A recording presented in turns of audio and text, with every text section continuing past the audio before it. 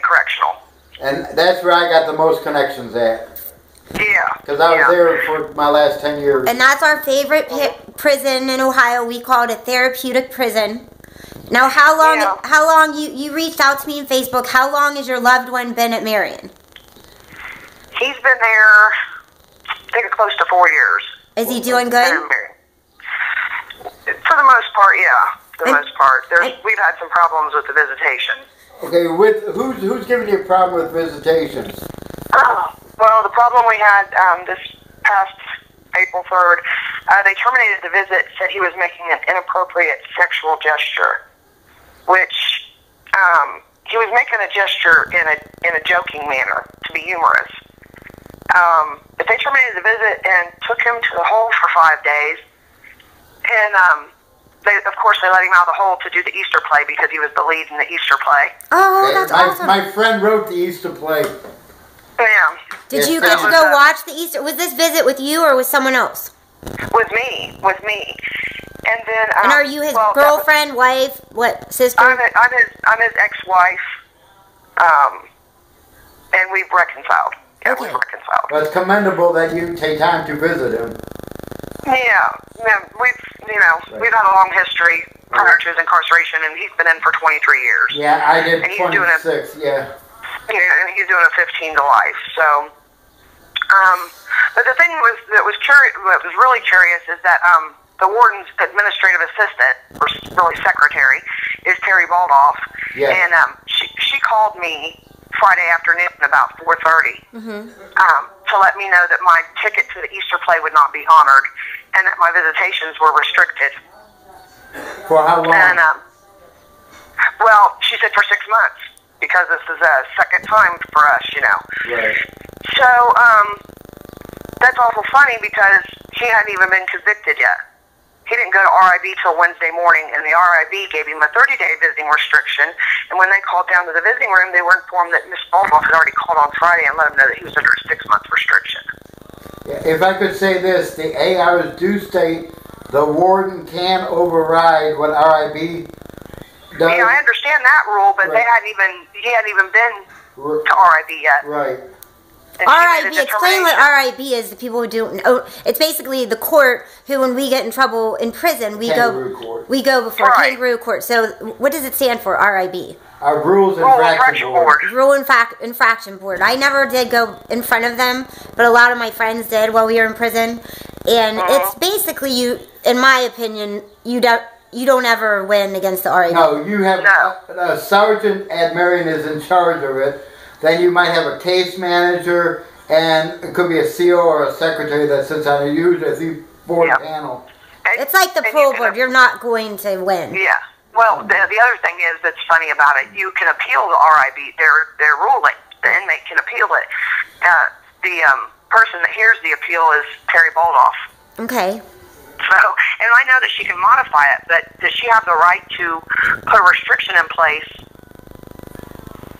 prior to him going to RIB?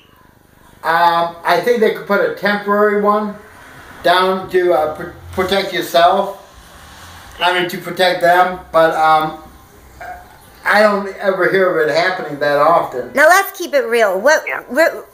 They get mad if we, at all address situations where we're hearing half the story. So this is twice because you guys are like married and in love, and of course you want to touch and. Right, and we had a 90-day suspension last year because he did he snuck a kiss.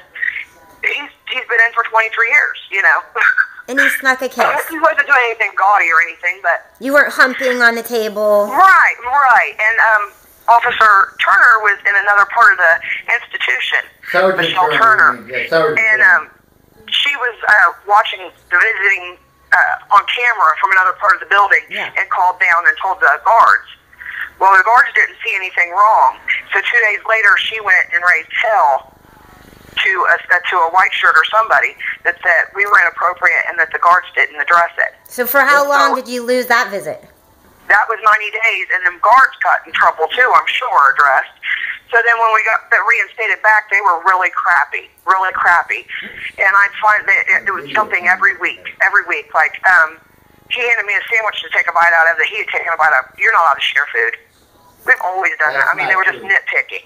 And I finally got really upset one day and asked for a white shirt, and they refused me a white shirt.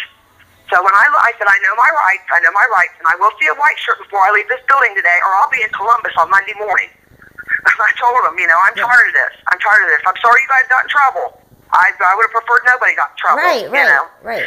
So when I left, where you get processed in, to get my stuff out of the locker, I did ask that guard, and she got me a white shirt on the phone, and I talked to him, and he suggested that I call Miss Baldoff on Monday morning, and I called her, and I said, I want something done, or I'm going to take it further. I know about CIIC, I know about Columbus, so, if you throw those things out, they tend to know that you know what you're doing. Right. And lo and behold, that was in January. That Monday I called her, CIIC had come in for their inspection.